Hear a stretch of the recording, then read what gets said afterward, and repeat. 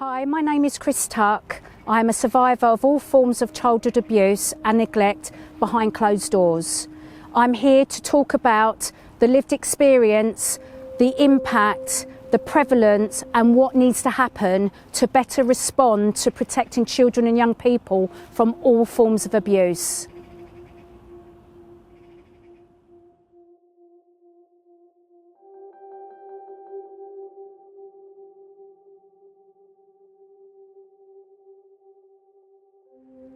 So my early life looked like this. I lived with my mum and my dad from 1970 to 1977 when my mum left the family home because of domestic violence. I lived with my two brothers and one sister. In 1977, my dad started seeing a lady 3 doors down from where we lived in South East London. She had 7 daughters. We became a big extended family. I lived with my dad and my stepmum between 1977 and 1981. Within this family, there was a lot of mental abuse, physical abuse, and some sexual abuse. I was not a victim to that sexual abuse.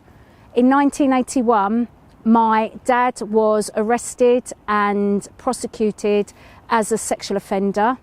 My mum got custody of us through the family courts. We went to live with my mum and the man she had remarried, our stepdad, and their child that they had together whilst we wasn't living with them. We thought that the abuse would stop. We thought now was normal family time. We thought we was going to get the love, the care and the nurture that we hadn't got in our previous 2 family setups. That didn't happen. Further mental abuse, physical abuse and sexual abuse occurred within this family dynamic. The impact of all of these different family settings, the multiple layers of abuse, became our living legacy that we've had to try and deal with as adults, and it's been exhausting.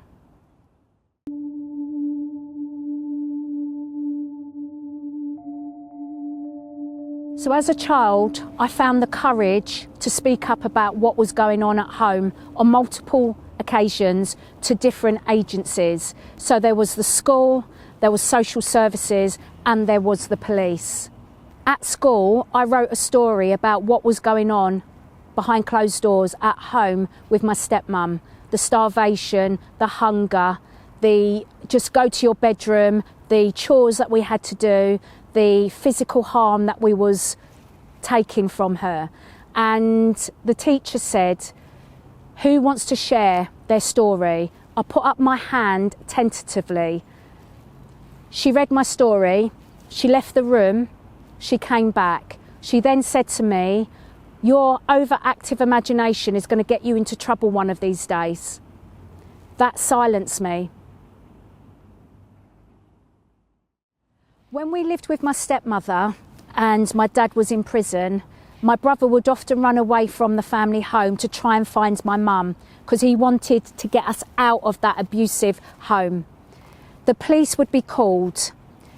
They would pick my brother up, bring him home, and then my brother would get punished all over again. The police never asked, what is going on? Why are you running away from home? There were many missed opportunities for them to find out and actually do something different to actually protect us from what was going on. When my mum was going through the custody process to get us back into her life, social services were involved within the family. During the custody process, social services would often come and interview us when we were living with my stepmum. She would put clean clothes on us, put food on the table and create this facade that everything was okay. I told social services that this was all just false, it was all pretend. They would then report back to my stepmother what we'd said. We would then be penalised for what we'd shared, and that also silenced us into not speaking up.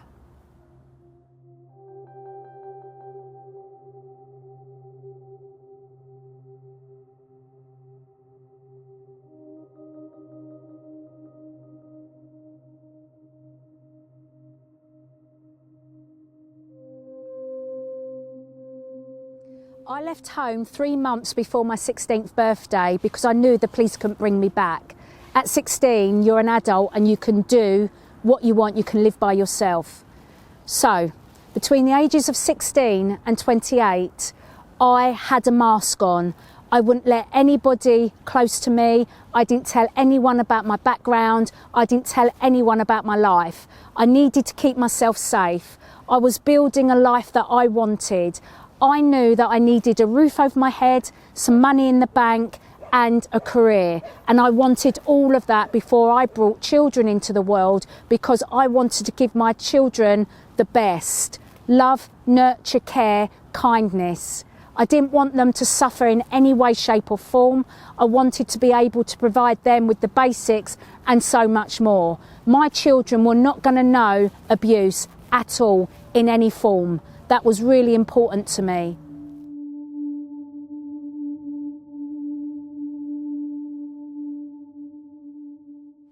When I left college, I pursued a career in accountancy. I worked full-time as an accounts clerk and worked my way up. I studied in the evenings and at weekends to do my AAT and my CIMA qualifications. At the age of 28, I qualified as a chartered management accountant, and I thought I'd made it. I thought I had arrived. I was married by this time. I owned my own home through a mortgage, and I was going places with my career. I then felt that it was the right time to start looking at having a family.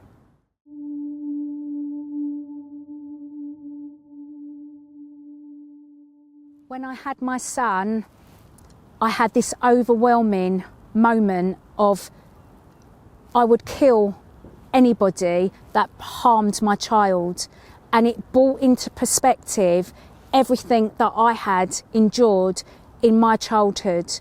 And it made me start having a bit of a spiral with my mental health. And I actually had a physical breakdown at work in front of everybody. I was feeling the impact of trauma in my everyday life, and I didn't know this whilst I was going through it.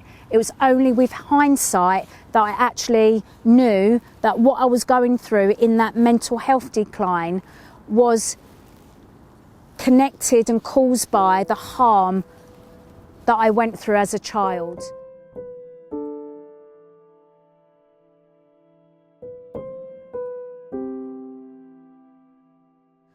One of the hard moments for me was when I was cleaning my son one day after he'd done a very smelly nappy.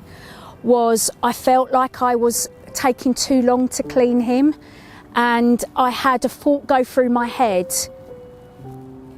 are you abusing your son? And it hit me like a ton of bricks, and it was like, of course you're not. But I literally was frozen in time, and I knew that I needed to do something about my thoughts and my feelings. My husband came up and took over cleaning my son, and I made an appointment with my GP to talk about what was actually happening for me. So I went to the doctors and explained what was going on for myself, and he said it's not surprising that I was thinking and feeling the way that I was because of my childhood experiences and the trauma impact of going through those experiences. And this was the first time ever that anyone had linked what I was feeling and thinking to the past. And it got me thinking, actually, is there something that I can do to help myself? And he referred me to 6 weeks of counselling. I never knew if this would help or not, but I went along because I wanted things to change for me. And I just spent 6 weeks crying my eyes out, literally crying. There was no speaking, there was no why are you here? But that may have been the best thing that had ever happened to me, because that pent-up emotion that was just expressed through crying enabled me just to draw a breath and go, let's start looking at what you can do to help yourself to move forwards, to move past all of this that you're feeling and thinking.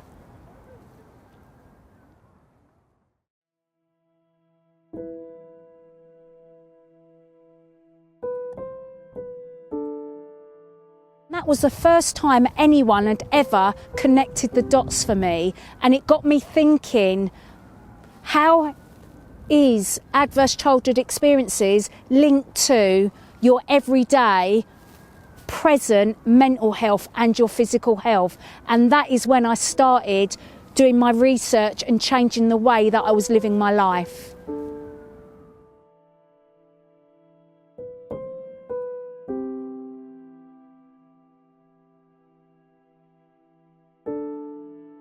After my 6 weeks of counselling, I knew that I couldn't carry on with my career as a chartered management accountant.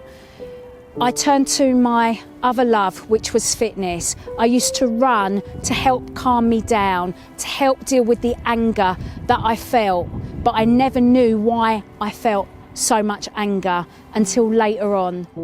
I did accountancy part-time and I did fitness slowly, one class at a time, building it up, and then I switched from accountancy completely into fitness. So I had a community fitness that I was building up, and then I also branched out into teaching Pilates because I needed to do something more gentle, because by this time my hips were playing up and I've now had to have 2 hip replacements. And all of this is part and parcel of adverse childhood experiences, the impact of trauma on mental and physical health. It's all connected, and it can have so much different impacts for victims and survivors of childhood abuse.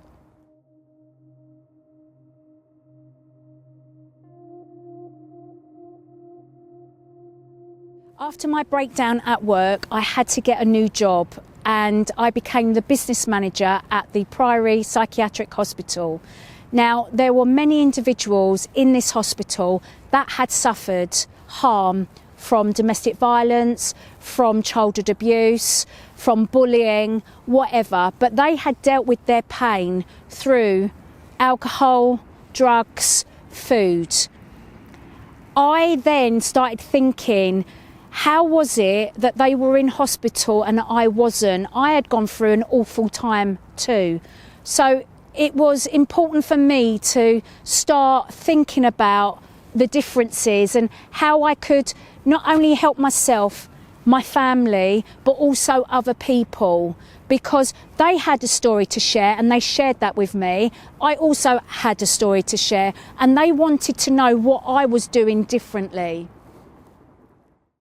So I went away and thought about what I was doing differently. And to be honest, in my early 20s, I had suffered from bulimia. I had used exercise maybe to the extreme of just running to make me feel better, to get rid of the feelings of anger out of my body. So everything I was doing was not always balanced either, of course, but it's a learning journey. And when I look back with hindsight on everything that I was doing and the new knowledge that I was gaining through my health and wellness training, I came to the solution that it's all about healthy mindset, healthy habits, knowing how to manage your stress, knowing what good nutrition would do for your body, and also looking at how to build your self-esteem.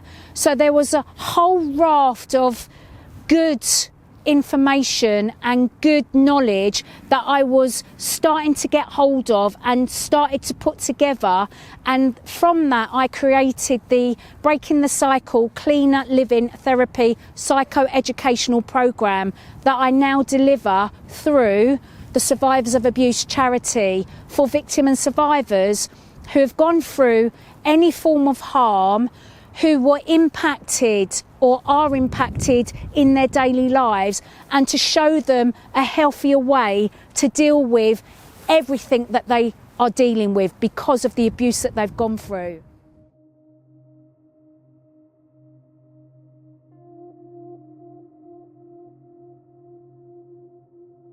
I worked at the Priory Hospital for 12 years, and in 2012 I left there to write my autobiography, Through the Eyes of a Child. And I put on a launch event.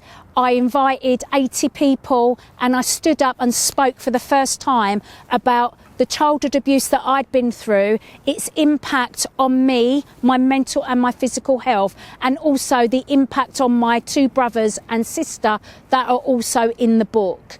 And we wanted to do this to show that any abuse that you go through as a child is not your fault. You are not responsible for it. You will be impacted and you deserve help and support to deal with the impact, whatever that is, however it shows up for you.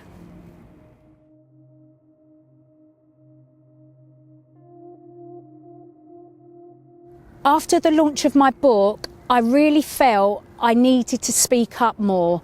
So I started looking around at charities that were dealing with adverse childhood experiences, abuse in all its forms. So I reached out to NAPAC, I reached out to the Survivors Trust, and I wanted to get more involved in actually shining a light on childhood abuse, its impacts, and what we could do differently to help victims and survivors move on with their lives. So it was really important to me to start this advocacy, this campaigning, this activism.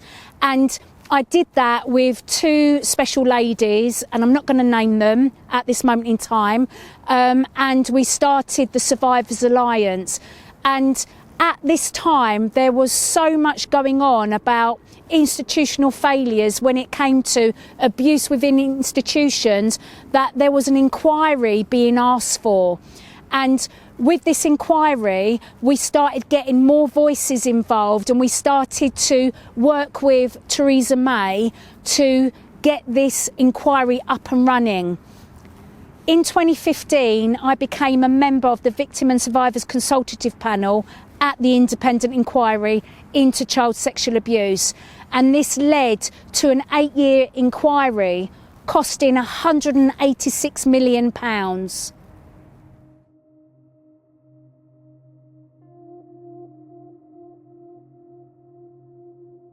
So the independent inquiry into child sexual abuse was so important for so many individuals that came forward.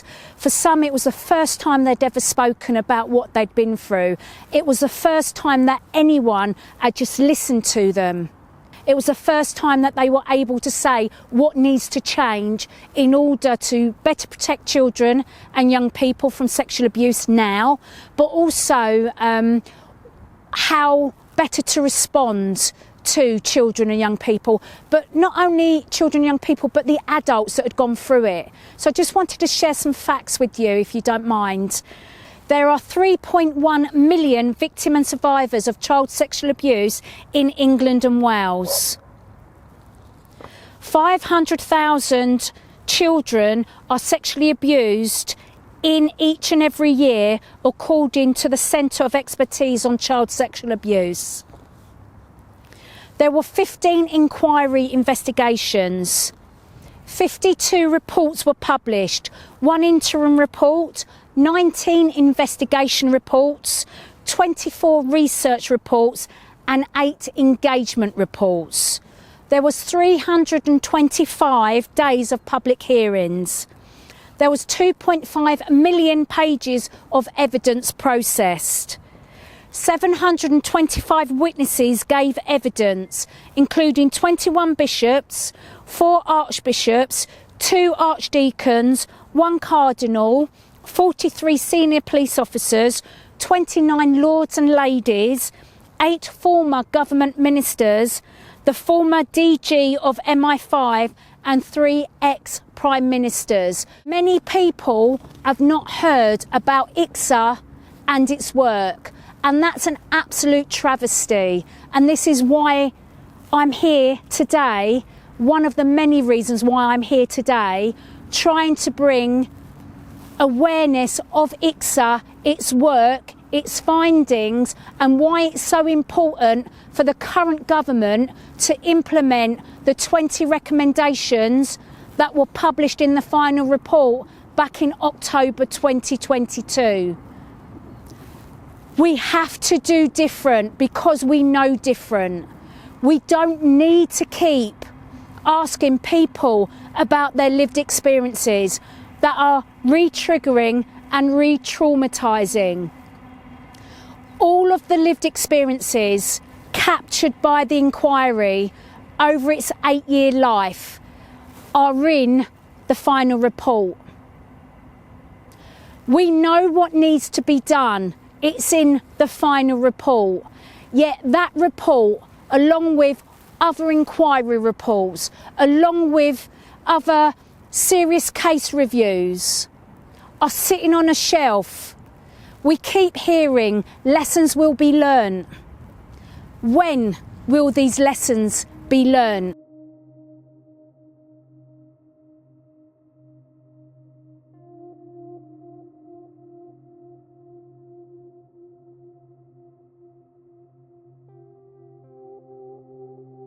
After being a consultant to IICSA, when that finished, I became a consultant to Anglia Ruskin University and working with IPRI. I also added value to the National Review into child sexual abuse within the family environment. I have my own website, which is Chris Tuck, motivational speaker and trainer, and I will go into organisations, whether it's education, whether it's social care, whether it's the police, to do training around primary trauma and secondary trauma. So it's really important to keep showing how the impact of abuse turns up and how those working with individuals that have suffered primary trauma can make sure that the individual going through their services have the best possible journey through their system as possible by being trauma informed and educated around the impact on individuals that have suffered child sexual abuse and exploitation.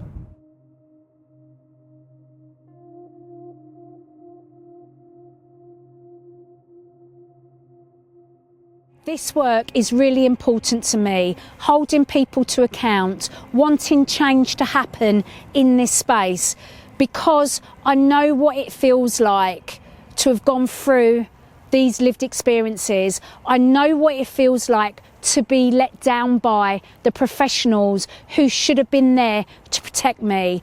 I know what it feels like to live with the everyday struggles of the trauma impacts.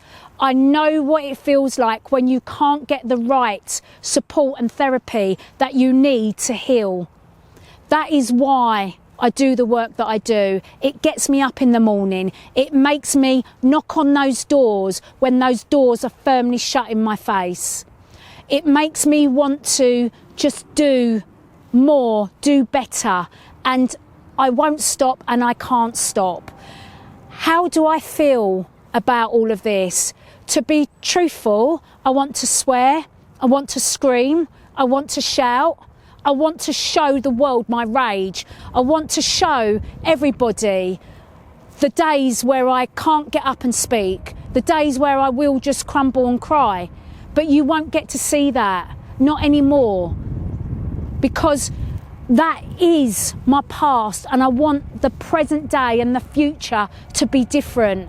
I want it to be different for our children and young people, and that anger that I can't express like I would want to because no one would listen, I use it as that internal fire to make me get up and speak out and do different and bring awareness and educate.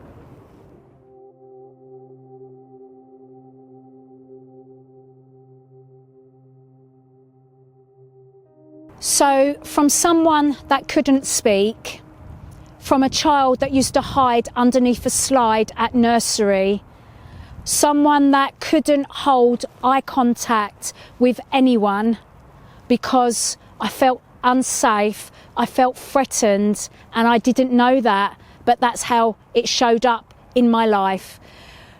I spoke out after I wrote my book and I continue to speak out because we as adults have to be upstanders, not bystanders. We can't be complicit in the silence. We have to speak up for the vulnerable, children, young people and adults that who have not shared what has happened to them, that are living with the daily impact of trauma, and many don't even know that what is happening to them on a day-to-day basis, their symptoms, their mental unwellness, their physical unwellness.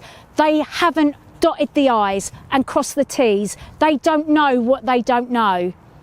So it's here in this video showing you, sharing with you that adverse childhood experiences because of abuse in all its forms and because of neglect can and will have an impact on your day-to-day life, on your health and well-being.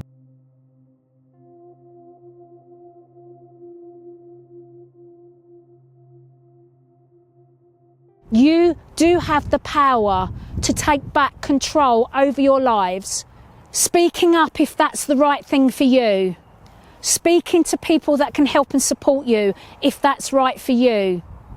Whatever it is you need, I urge you to don't suffer in silence. I urge you to go out and get that help and support, because it is out there. Go to websites like the Survivors Trust, like Rape Crisis. Go to informational websites like the Centre of Child Sexual Abuse Expertise. There is so much wealth of information out there. You are not the only one going through this stuff. You are not the only one being impacted. You can get your life back. You can live your life. You can succeed. You can fulfill your potential. And I really urge you to get the help and support that you need. Live your life. Find love, life and laughter after abuse. That's my ending words to you all, because you all deserve that and so much more.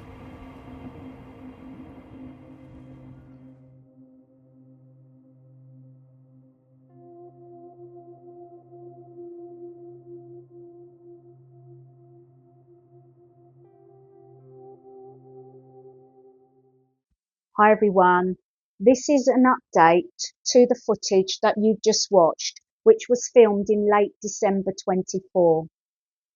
Since then, there has been a media frenzy around the topic of grooming gangs, organised networks. Now, I've done some media interviews myself around this, and I will put the links to those interviews below.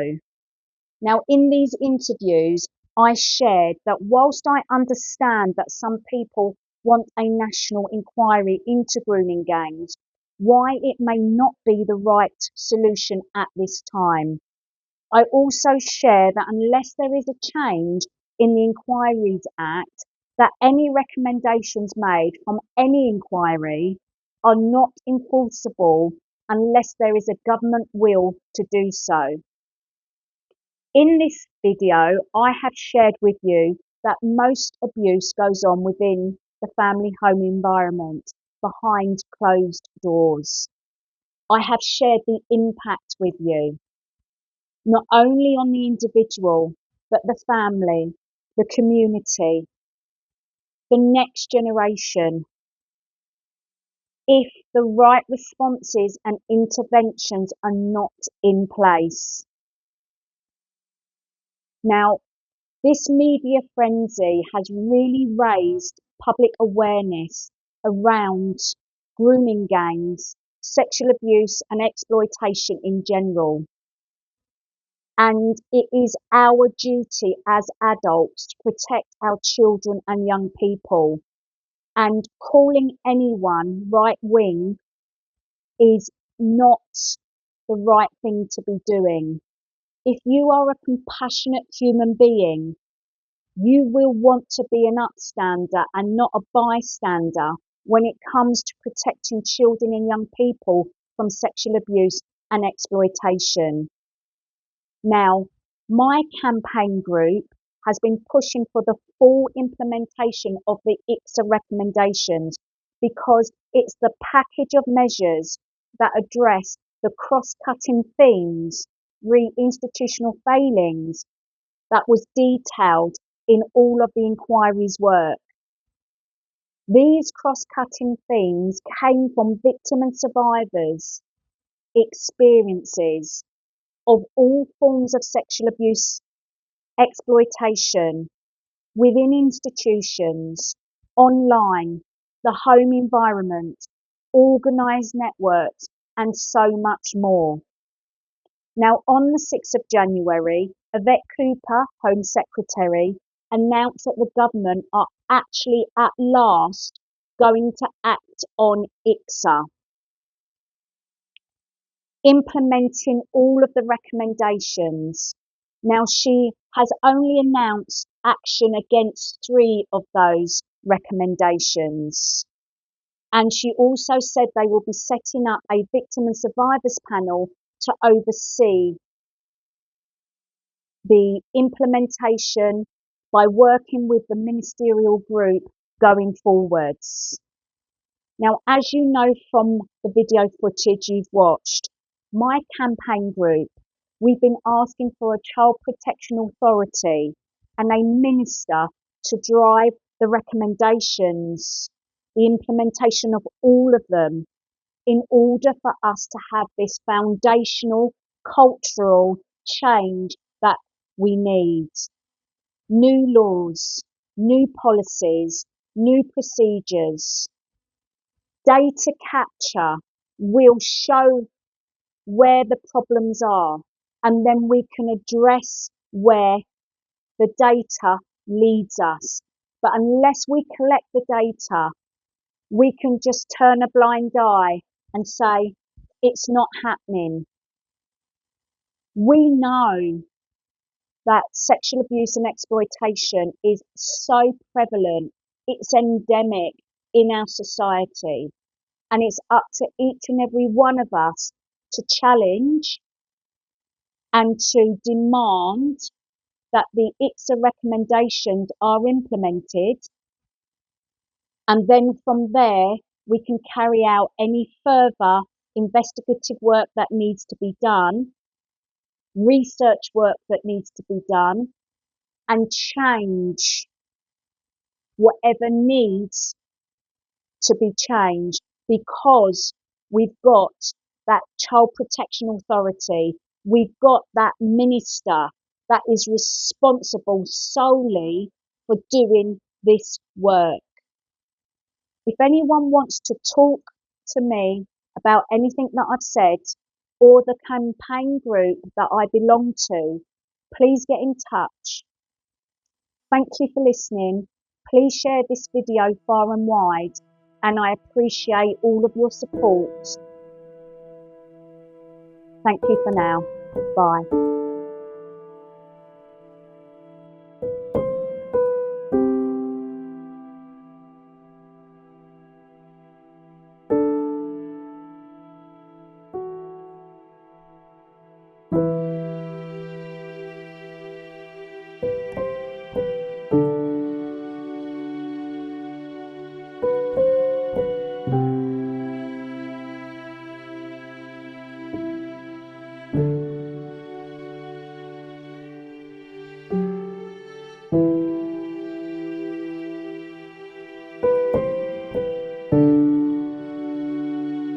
It's time to stop talking and to take action.